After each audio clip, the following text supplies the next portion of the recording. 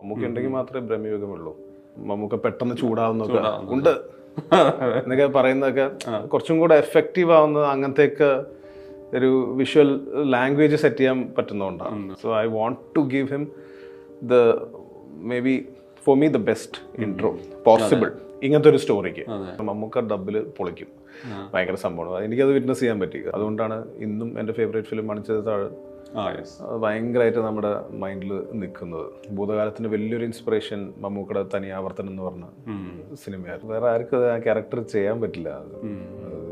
മമ്മൂക്കയ്ക്ക് അല്ലാണ്ട് വേറെ ആരും ഞാൻ ആലോചിച്ചിട്ട് പോലും ഇല്ല. Bramayugam movie director Rahul Sadasivan.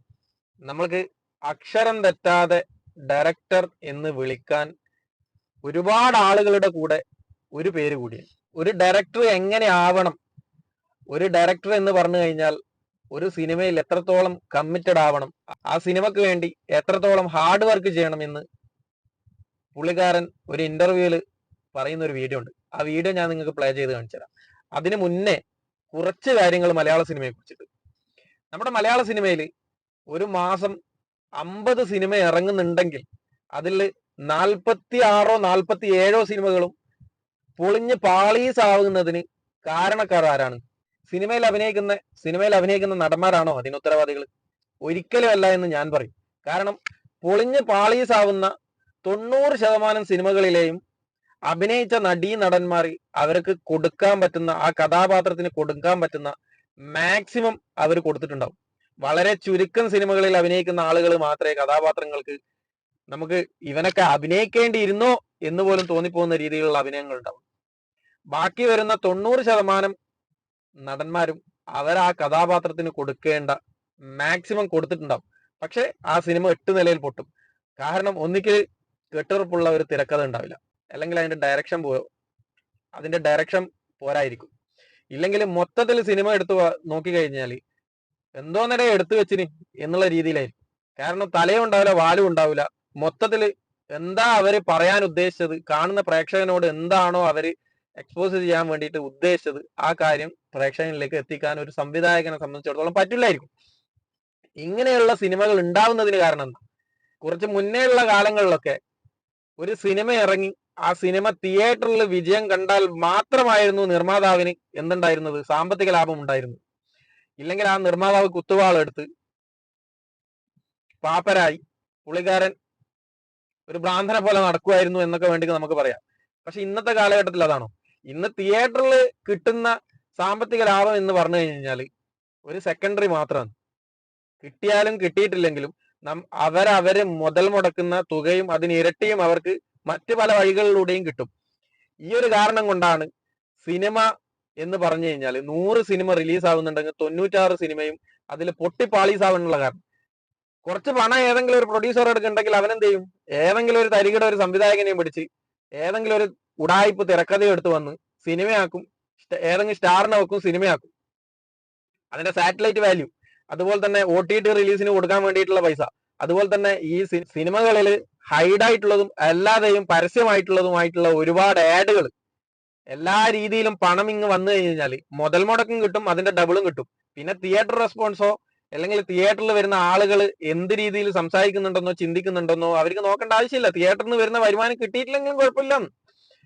പിന്നെ എന്തിനാ പ്രേക്ഷകർക്ക് വേണ്ടിയിട്ട് ഒരു സിനിമ ഉണ്ടാക്കുന്നത്? പണ്ട് കാലങ്ങളിലുള്ള ഡയറക്ടേഴ്സ് പ്രേക്ഷകന് വേണ്ടിയിട്ടായിരുന്നു സിനിമ ഉണ്ടാക്കിയിരുന്നുവെങ്കിൽ ഇന്നത്തെ ആളുകൾ അവർക്ക് പണം ഉണ്ടാക്കാൻ വേണ്ടിയിട്ട് ബിസിനസ് ആവശ്യത്തിന് മാത്രമായിട്ട് സിനിമ ഉണ്ടാക്കുക എന്നുള്ള രീതിയിലേക്ക് മാറിക്കഴിഞ്ഞു.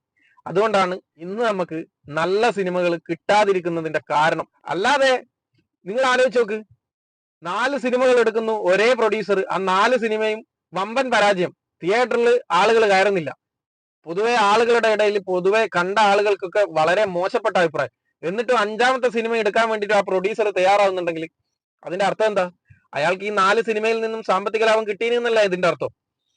എന്നാൽ നല്ല സംവിധായകരുണ്ടോ എന്ന് ചോദിച്ചു കഴിഞ്ഞാൽ കലയെ ഇഷ്ടപ്പെടുന്ന, എന്റെ പ്രൊഡക്റ്റ് നല്ല രീതിയിൽ ആളുകൾ കണ്ട് ആ ആളുകളിൽ നിന്ന് നല്ല അഭിപ്രായവും കിട്ടണം, അതോടൊപ്പം സാമ്പത്തിക ലാഭവും കിട്ടണം എന്ന് ആഗ്രഹിക്കുന്ന സംവിധായകരും ഉണ്ട്. അങ്ങനെയുള്ള സംവിധായകരിൽ നിന്നാണ് നല്ല നല്ല സിനിമകൾ ഉണ്ടാവുന്നത്.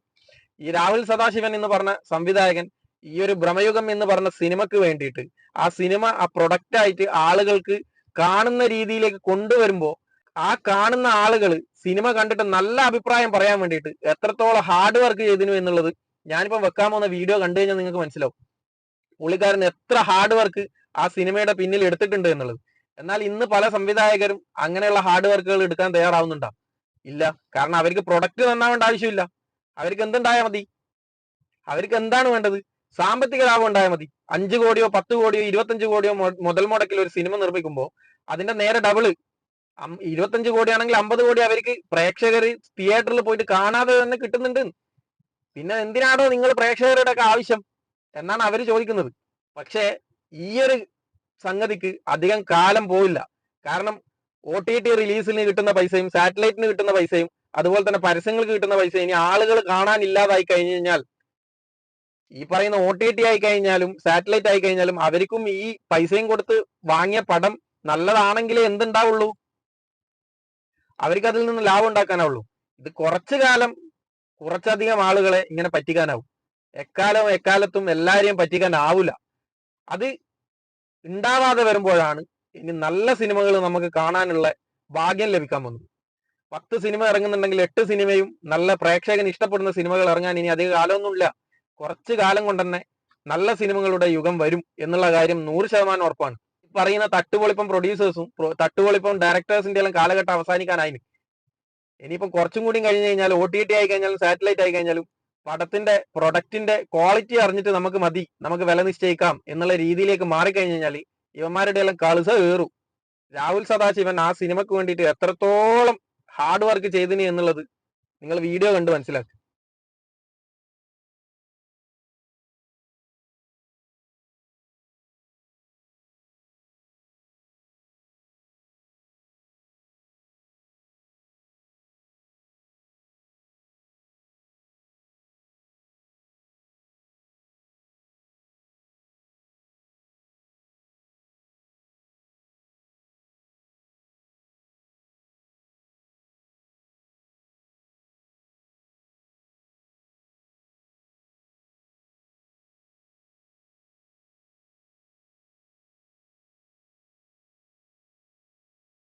രാഹുൽ സദാശിവനാണ് യു സ്റ്റുഡിയോയിൽ. രാഹുൽ സ്വാഗതം, കൺഗ്രാറ്റ്സ്.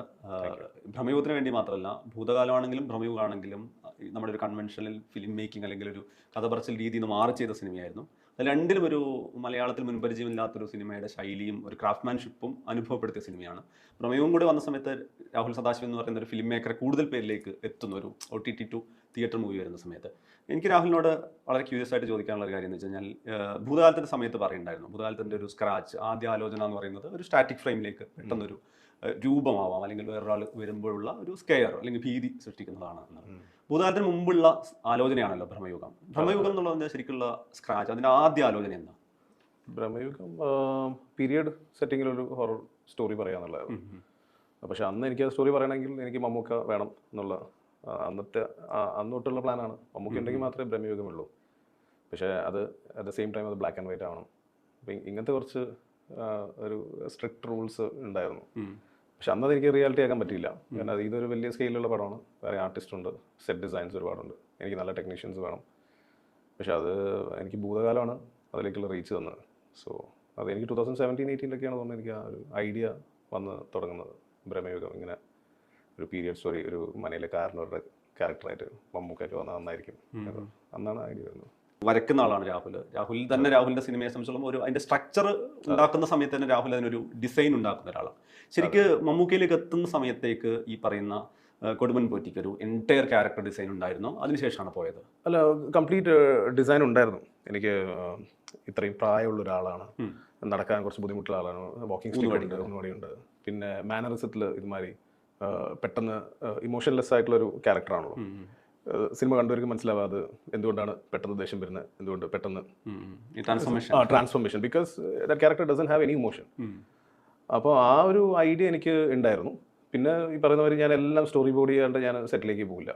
എനിക്കെല്ലാം പേപ്പറിൽ ഫസ്റ്റ് കാണണം, എല്ലാം ഡിസൈൻ ചെയ്ത് DOP ആയിട്ട് മാസങ്ങളോളം ഡിസ്കസ് ചെയ്ത് ഈ ഷോട്ട്സ് ഇങ്ങനെയാണ്, ഈ ഷോട്ട്സ് ഇങ്ങനെ വരും, ഈ ഭാഗത്ത് ഈ ട്രാൻസിഷൻ വരും, ഇതെല്ലാം പ്രീ പ്ലാൻഡ് ആണ്. സെറ്റിൽ പോയ ആക്ച്വലി എക്സിക്യൂഷൻ ലെവലിൽ എന്നാലേ കംപ്ലീറ്റ് സ്റ്റോറി ബോർഡാണ്, കംപ്ലീറ്റ് സ്റ്റോറി ബോർഡിയും എല്ലാ ഷോട്ട്സും ക്യാമറ ലെൻസസ് എന്താണ് യൂസ് ചെയ്യുക, ഏത് ഷോട്ടാണ്, മിഡ് ഷോട്ടാണോ, ക്ലോസ് ആണോ, വൈഡ് ആണോ, എല്ലാം വരയ്ക്കും. വരച്ചിട്ട് അത് മേ ബി എനിക്കൊരു രാഹുൽ തന്നെ വരയ്ക്കുമോ? സോ ഇനീഷ്യൽ ഭൂതകാലത്ത് അത് ഞാൻ ചെയ്തിട്ടുണ്ടായിരുന്നു. സോ അതൊരു പെയിൻ ഫുൾ പ്രോസസ്സാണ്. ഒരു മോർ ദാൻ 117 സീൻസോ മറ്റേ ഉണ്ട്. അതെല്ലാം ഇരുന്ന് വരച്ച് നിയർലി 2 months ഇരുന്ന് വരച്ചിട്ടാണ് അത് അതിനെ ബേസ് ചെയ്തിട്ട് ഞങ്ങൾ പോയി സെറ്റിൽ പോയിട്ട് റിഹേഴ്സ് ചെയ്ത് നമ്മുടെ ADsനെ പ്ലേസ് ചെയ്ത് ക്യാമറ ഷോട്ട്സ് ഒക്കെ പ്ലാൻ ചെയ്ത് ഒരു കൈൻഡ് ഓഫ് ട്രയൽ, ഒരു ട്രയൽ മൂവി. ആ ട്രയൽ നമ്മൾ അതേ ക്യാമറ യൂസ് ചെയ്ത് ഇപ്പോൾ ഇതിൽ ബ്ലാക്ക് ആൻഡ് വൈറ്റ് ഒക്കെ നമ്മൾ വരിക്കശ്ശേരി മനയിലാണ് കുറച്ച് പോർഷൻസ് പോയി ഷൂട്ട് ചെയ്തത്. അപ്പോൾ വരിക്കശ്ശേരി മനയിൽ പോയി ADsനെ പ്ലേസ് ചെയ്ത് നമ്മൾ ഷോർട്ട് ഡിവിഷൻ ചെയ്തു, DOP ആയിട്ടും. അങ്ങനെ ഒരു ഗ്രൗണ്ട് ലെവലിൽ അത്രമാത്രം പ്ലാൻ ചെയ്തിട്ടുണ്ട് ഈ ഫിലിം. എനിക്ക് തോന്നുന്നത് അങ്ങനെ പ്ലാൻ ചെയ്താലേ ഈ ഒരു ഫോമാറ്റിലേക്ക് ബ്രഹ്മയുഗം നിങ്ങൾക്ക് ഇന്ന് എൻജോയ് ചെയ്യാൻ പറ്റുള്ളൂ. കാരണം അതിനൊരു വിഷ്വൽ ലാംഗ്വേജ് സെറ്റ് ചെയ്യുക എന്നുള്ളത് വളരെ ഇമ്പോർട്ടൻ്റ് ആണ്. സൗണ്ട് ഡിസൈൻ വൈസ് ആണെങ്കിലും അതിൻ്റെ എഡിറ്റ് ട്രാൻസിഷൻ ആണെങ്കിലും ഷോർട്ട് ഡിവിഷൻ ആണെങ്കിലും അതിൻ്റെ സ്റ്റേജിങ് ആണെങ്കിലും ബ്ലോക്കിംഗ് ആണെങ്കിലും actors should be actually free only focused on the character. അപ്പോൾ എനിക്കും അതേ മൈൻഡ് സെറ്റ് ചെയ്യണം. എനിക്ക് അവിടെ പോയി കഴിഞ്ഞാൽ അവിടെ പോയി ഇരുന്നിട്ട് പ്ലാൻ ചെയ്ത് കുറേ ഇംപ്രവൈസ് ചെയ്ത് എനിക്ക് അത് പറ്റില്ല. എനിക്ക് ഐ വോണ്ട് എവറിത്തിങ് പെർഫെക്റ്റ്. എനിക്ക് അവിടെ പോയി ഇരുന്നിട്ട് പുതിയത് റീഇൻവെൻറ്റ് ചെയ്യാനുള്ള ടൈമില്ല. So I can only focus on performance. ബാക്കി എൻ്റെ ADs എല്ലാവരും കൂടെ പ്ലാൻ ചെയ്ത് I have a good team. അവർ പ്ലാൻ. സോ അവർക്ക് എല്ലാവരും തറവാണ് ഈ 2-3 മാസം ഇരുന്നിട്ട്. സോ അതാണ് അതിൻ്റെ. അത് മാത്രമല്ല എനിക്ക് തോന്നുന്നത് ഇതിൽ അങ്ങനെ ഒരു ഇംപ്രവൈസ്ഡ് വേർഷൻ ഈ പറയുന്ന കാലഘട്ടം, പിന്നെ ഈ ഒരു സ്റ്റേജിങ് സ്വഭാവം വെച്ചിട്ട് അങ്ങനെ ഒരു ഇംപ്രവൈസ് ചെയ്തിട്ട് വേറൊരു, അതായത് നിങ്ങൾ നിർത്തിയ സ്ഥലത്ത് നിന്ന് മാറി കളിക്കാൻ പറ്റുന്ന രീതിയിൽ അത് ഒട്ടും പറ്റില്ല. അതിൽ ആക്ച്വലി ഇപ്പോൾ ഡയലോഗ്സ് ആണെങ്കിലും ഈ പറഞ്ഞ് ആ ഡയലോഗ്സിൽ നിന്ന് മാറിക്കഴിഞ്ഞാൽ എൻ്റെ കംപ്ലീറ്റ് ഡിസൈൻ ബ്രേക്ക് ആവും. പൊസിഷനും ബ്രേക്ക് ആവാണ്.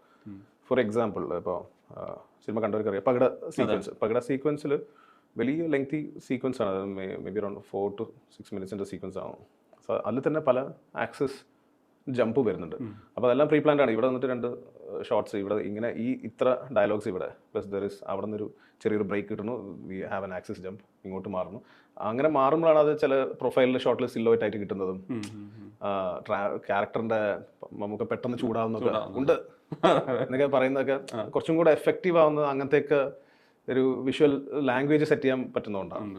അപ്പോൾ അതൊക്കെ ഡിസൈൻഡ് ആണ് ആക്ച്വലി. ഇപ്പം ഇതിൽ തന്നെ ഇപ്പം ഞാൻ പറഞ്ഞത് ഇതിലിപ്പം ഞാൻ സ്പോയിലർ ഫ്രീ ആയിട്ട് തന്നെ ചോദിക്കുന്നത്, ഇപ്പം നമുക്കറിയാം മമ്മൂക്കയുടെ ഇൻട്രോ സീനിൽ തന്നെ അതൊരു വിഷ്വൽ ഡിസൈൻ മാത്രമല്ല, ഒരു ഓഡിയോ വിഷ്വൽ ഡിസൈൻ ആയിട്ടാണ് ചെയ്തിരിക്കുന്നത്. ഇപ്പം അത് മെതിയടിയുടെ ശബ്ദമാണെങ്കിലും ഊന്നുവടിയുടെ ശബ്ദമാണെങ്കിലും ഈ പറയുന്ന പോറ്റിയുടെ തന്നെ ശബ്ദത്തിന്റെ തുടർച്ചയിലാണല്ലോ പോറ്റിയുടെ വരവ് എന്ന് പറയുന്നത്.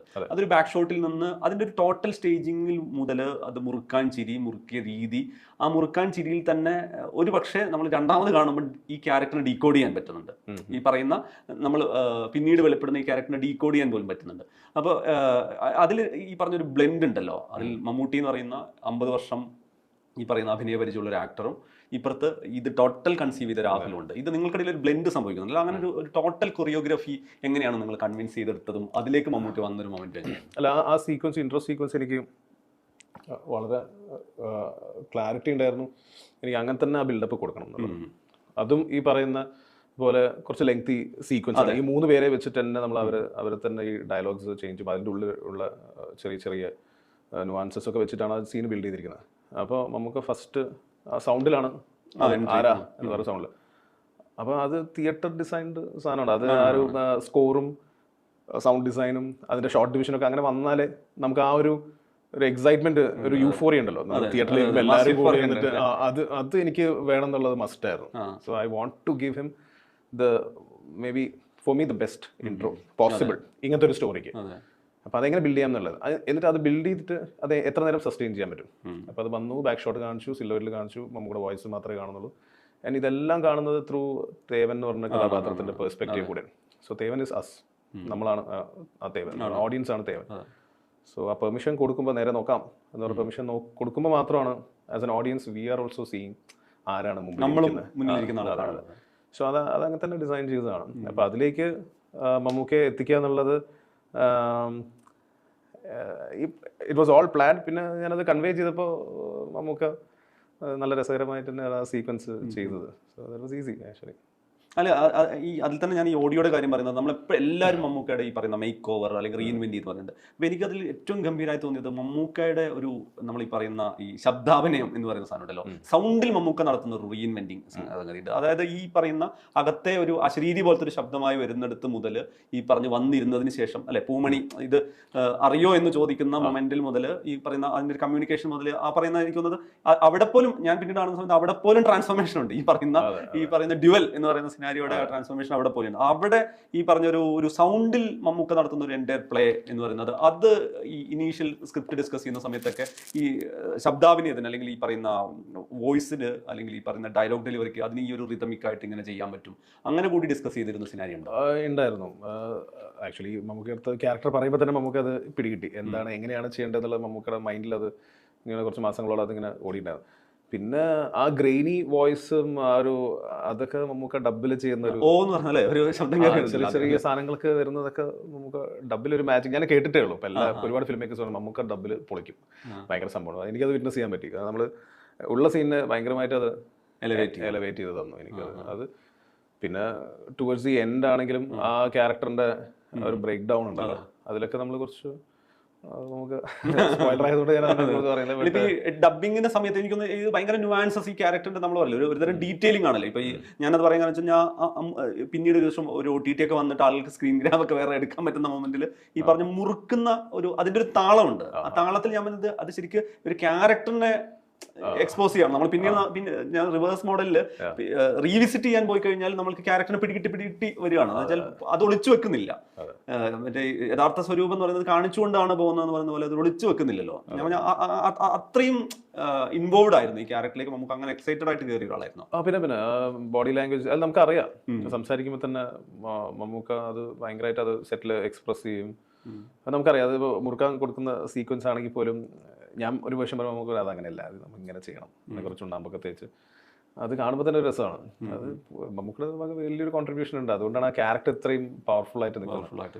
ബിഗ് ബി എന്ന് പറയുന്ന സിനിമ തിയേറ്ററിൽ കണ്ടാൽ നമുക്ക് കിട്ടുന്ന ഒരു ഹൈ മൊമെന്റ് അല്ലെങ്കിൽ കിട്ടുന്ന ഒരു യുഫോറിയ തന്നെ. അതായത് ഇപ്പം ബിലാൽ ഈ പറഞ്ഞ മേരി ടീച്ചറുടെ ഇതിന് പിന്നെ സംസ്കാര ചടങ്ങിലേക്ക് കയറി ബാക്ക് ഷോട്ടിൽ വന്ന് അതിന്റെ ആൾക്കൂട്ടത്തിന്റെ ഭാഗമായി വരുമ്പോൾ കിട്ടുന്ന ഏതാണ്ട് അതേ ഇമ്പാക്ട് പോലെ തന്നെ നമ്മൾ പറയാം ഇതിലൊരു പിന്നെ സൈക്കോളജിക്കൽ ഹൊറർ സ്വഭാവമുള്ള സിനിമയാണ്. തിയേറ്റർ ഡിസൈൻ ചെയ്താൽ പോലും ഒരു എക്സ്പെരിമെന്റൽ ടോൺ കൂടി മിക്സ് ചെയ്താണ് ചെയ്യുന്നത്. ആ സിനിമയിൽ പോലും ഇങ്ങനെ ഒരു സാധ്യത അപ്ലൈ ചെയ്യാം എന്നുള്ളത്. കാരണം വെച്ച് കഴിഞ്ഞാൽ എന്ത് പറഞ്ഞാലും ഇവിടുത്തെ ഒരു മെഗാസ്റ്റാർ എന്ന് പറയുന്ന ഒരു വലിയ സൂപ്പർ സ്റ്റാർ ഉള്ള ഒരാളാണ് അഭിനയിക്കുന്നത്.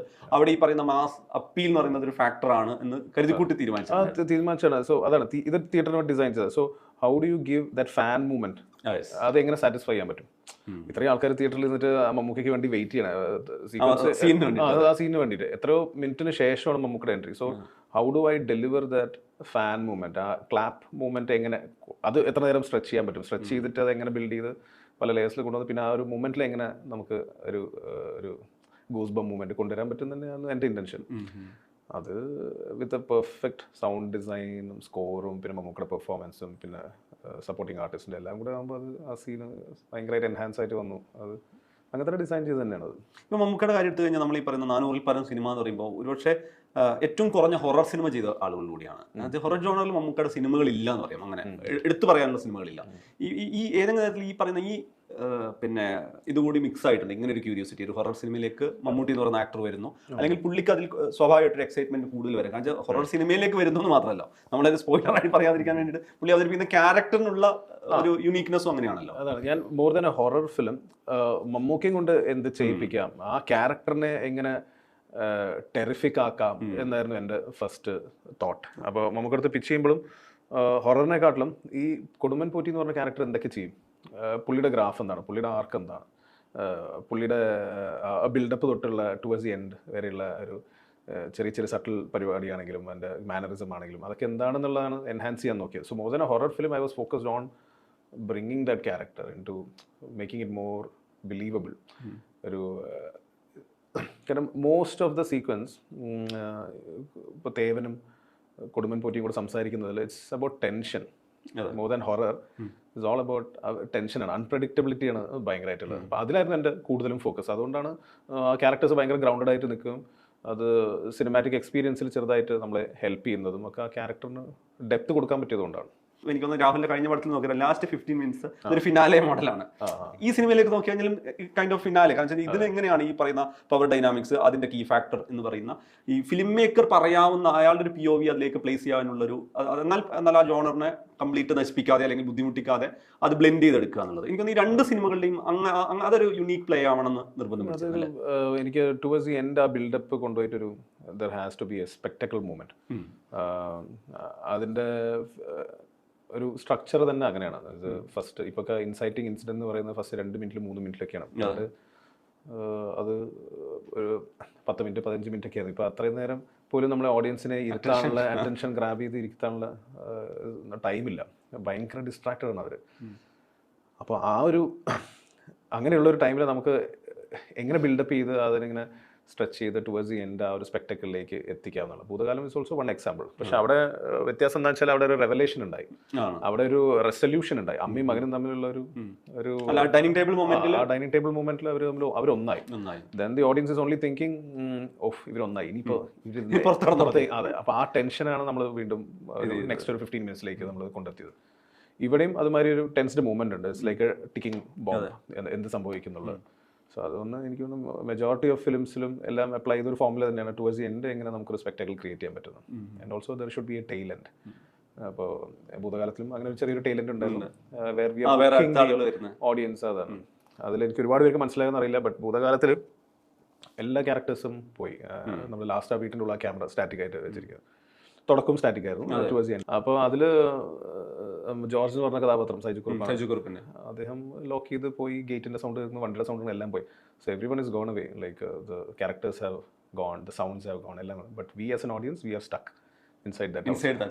അതാണ് അതിൻ്റെ ദ ലാസ്റ്റ് ഷോട്ട്. ഇതേമാതിരി ബ്രഹ്മയുഗം നോക്കിയാലും there is a particular shot where he is looking at you. So അത് ഒരു ടൈലന്റ് മസ്റ്റാണ് ഇങ്ങനത്തെ ഫിലിംസിന്. ഇപ്പം രാഹുൽ ലണ്ടനിലെ ഫിലിം സ്കൂളിൽ പഠിച്ചു, അതിനുശേഷമാണ് മലയാളത്തിൽ വന്നിട്ട് ട്രൈ ചെയ്യുന്നത്. പക്ഷേ ആദ്യത്തെ സിനിമ നോക്കിക്കഴിഞ്ഞാലും എങ്ങനെ ഇതിനെ നമ്മളിതിനെ കണ്ടന്റ് ലോക്കലൈസ് ചെയ്യാം എന്നുള്ളത്. ഇപ്പം റെഡ് റെയിൻ്റെ സമയത്ത് വന്നപ്പോഴും എനിക്ക് തോന്നുന്നത് അതിൻ്റെ തൊട്ട് മുന്നത്തെ വർഷങ്ങളിൽ ഇവിടെ അങ്ങനെ ഒരു ശാസ്ത്ര പ്രതിഭാസമാണ്, ചുവന്ന മഴ പെയ്യുന്നു എന്നൊക്കെ പറയുന്ന സിനാരിയോ കണക്ട് ചെയ്തിട്ടാണ് ഒരു ഐഡിയ തന്നെ ഇവിടെ ലാൻഡ് ചെയ്യുന്നത്. ഉറപ്പായും അത് എനിക്കൊന്ന് രാഹുലിന് പോലും സാറ്റിസ്ഫൈഡ് ആയിട്ടുള്ളൊരു സിനിമാറ്റിക് വേർഷൻ ആയിരിക്കില്ല, ഒരു എക്സ്പെരിമെന്റൽ അല്ലെങ്കിൽ ട്രൈ ഔട്ട് ചെയ്തൊരു സിനിമയാണെന്നുള്ളത്. എന്നാൽ പോലും മലയാളത്തിൽ ഒരു സിനിമ ചെയ്യുന്ന സമയത്ത് ഈ ഞാൻ എപ്പോഴും പറയുന്നത് ലോക്കലിലേക്ക് ഗ്രൗണ്ട് ചെയ്തല്ല, അവിടെ ഒരു ഹൊറർ എന്ന് പറയുന്ന ഒരു സ്പേസിന്റെ സാധ്യത ഇപ്പൊ നമ്മൾ നോക്കുന്ന സമയത്ത് മലയാളത്തിൽ ഏറ്റവും കുറഞ്ഞ പരീക്ഷണം നടത്തിയിട്ടുള്ളതും ഈ പറയുന്ന ഒരു മീഡിയം എന്നുള്ള രീതിയിൽ വലിയ പരീക്ഷണം ഒട്ടും നടന്നിട്ടില്ലാത്തതും ഹൊററിലാണ്. ആ സാധ്യത കണ്ടത് എവിടെയാണ്? അത് ഒരുപാട് അങ്ങനത്തെ സിനിമ ഒരുപാട് കാണാൻ ഇഷ്ടമാണ്. ആ ജോണറോട് ഭയങ്കര എനിക്ക് അങ്ങനത്തെ ബുക്സ് വായിക്കാറുണ്ട്, അങ്ങനത്തെ ഫിലിംസ് കാണാറുണ്ട്. ഈ റെഡ് റെയിൻ എന്ന് പറഞ്ഞ ഫിലിം എൻ്റെ ഫസ്റ്റ് ഫിലിമാണ്. പക്ഷെ അത് ഇത് പറഞ്ഞ മാതിരി എനിക്ക് തിയേറ്റർ റിലീസ് ആയിരുന്നു, ബട്ട് അങ്ങനെ അറ്റൻഷൻ കിട്ടിയില്ല. പക്ഷെ അത് 2013 അത് ഫിലിം അക്കാഡമിയിൽ നിന്ന് വന്ന് കഴിഞ്ഞ ഉടനെ ചെയ്തൊരു ഫിലിമാണ്. അന്ന് ഞാൻ ആരും അസിസ്റ്റ് ചെയ്തിട്ടില്ല, ഇന്നും ചെയ്തിട്ടില്ല. അപ്പോൾ എനിക്ക് അത് റിലീസായ ഉടനെ അത് ഓഡിയൻസിൻ്റെ പൾസ് എനിക്ക് മനസ്സിലാക്കാൻ പറ്റിയില്ല. അതുകൊണ്ടാണ് അത് ഫെയിലിയർ ആയത്. അപ്പോൾ അത് ഗ്രൗണ്ട് ലെവൽ സ്ക്രിപ്റ്റിംഗിൽ തന്നെ ഇറ്റ്സ് എ ബിഗ് ഫെയിലിയർ. അപ്പോൾ ഇന്ന് എനിക്ക് ഓഡിയൻസിൻ്റെ പൾസ് എന്താണെന്ന് ഐ ഗോട്ട് ടു അനലൈസ്. അതുകൊണ്ടാണ് ഇന്ന് നമുക്ക് ആ സീനിലേക്ക് വരുമ്പോഴും കൈയടി കിട്ടുന്നത്, പല മൂമെൻറ്റ്സിലും നമുക്ക് ക്ലാപ്സ് കിട്ടുന്നത്. സോ അന്ന് I was in A different mind set. ഈ ജോണറിലേക്ക് വരുമ്പോൾ അൺഎക്സ്പ്ലോർഡ് ആയിട്ടുള്ള കോൺസെപ്റ്റ്സും കഥകളും ഒരുപാട് നമുക്ക് പറയാം. അത് നമ്മൾ വെസ്റ്റേൺ ഫിലിംസ് എടുത്ത് നോക്കിയാൽ they are thinking crazy ideas. നമ്മൾ we are not able to think only. അതാണ് ഒരു ഹ്യൂജ് ഡിഫറൻസ്. സോ യുണീക്കായിട്ട് ഒരു നറേറ്റീവ് സെറ്റ് ചെയ്യാൻ പറ്റും.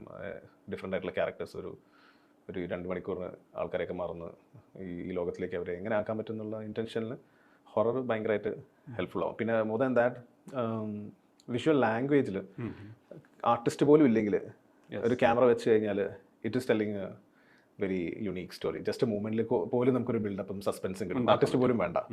അതൊക്കെ ഹൊറർ എന്നുള്ള ജോണറിൻ്റെ ഒരു ബെനിഫിറ്റ് ആണ്. സോ അത് വേറെ ഏത് സ്പേസിലും അത് കിട്ടില്ല. എനിക്ക് അങ്ങനെയൊക്കെ എക്സ്പ്ലോർ ചെയ്യാൻ എനിക്ക് ഭയങ്കര ഇഷ്ടമാണ്. അതുകൊണ്ടാണ് അങ്ങനെയാണെങ്കിൽ ഹൊററിൽ സ്ട്രൈക്ക് ചെയ്യാൻ അല്ലെങ്കിൽ ഇത് എനിക്ക് ഏറ്റവും കംഫർട്ടബിൾ, എനിക്ക് ഇഷ്ടമുള്ളതാണെന്ന് പറയാനുള്ള ഇപ്പം അത്തരം സിനിമ കാണുന്നത് ഒരു പ്രധാനപ്പെട്ടായിരിക്കും. അല്ലാതെ ഒരു പേഴ്സണൽ ഫാക്ടർ ഉണ്ടോ? അങ്ങനെയില്ല. എനിക്ക് ഈ പറഞ്ഞ മാതിരി ഇമോഷൻസ് കണക്ട് ആവണം എന്നുള്ളത് ഭയങ്കര ഇമ്പോർട്ടൻ്റ് ആണ് ഫോർ ഹൊറർ. അതുകൊണ്ടാണ് ഇന്നും എൻ്റെ ഫേവറേറ്റ് ഫിലിം മണിച്ചത് താഴ് ഭയങ്കരമായിട്ട് നമ്മുടെ മൈൻഡിൽ നിൽക്കുന്നത്.